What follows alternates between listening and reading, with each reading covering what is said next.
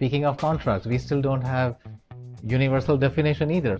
How are you thinking about data contracts? So we think of a data product as an API for data. And as with APIs, you want documentation to make it clear as to what it is that you're getting into, right, and what it all means. And my understanding is that all of the different manifestations of data contracts that are emerging right now, very similar with some minor differences. I do think that the underlying idea of describing what it is, how it can be used, the terms under which it's provided, whether there's cross-charging for it, that's all standard across all of the contracts.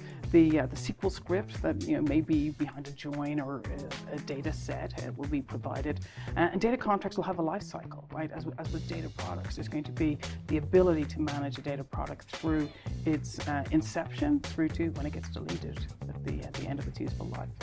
Data is not a static thing. One of the things people talk about is, do I have my data in the right place? Well, maybe today, but have you thought about Lineage, and have you thought about metadata? Have you thought about what this data actually means to how it's classified? Because it has downstream consequences on who gets access to some of these data sets or some of the data products, to how long they can use them for, or for what purposes. That's where the contract comes into play, right? That making sure that the terms and conditions under which that data product is provided are actually being honored in the delivery of the data product.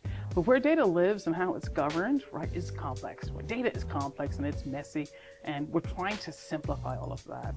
So to our way of thinking, data should live in its natural home. But if you're using Salesforce data, leave it in Salesforce, right? If you need to make that data part of a dashboard that you're presenting, then let's extract the data that we need for the dashboard from Salesforce and put it there. But what we've seen is that people are building these massive data swamps, data lakes that are just polluted with all kinds of different I like data swamps. I like the word. So what we would like to do is to kind of keep that as clean as possible and as simple as possible by leaving the data where it naturally belongs, and then providing the ability to put the governance over that.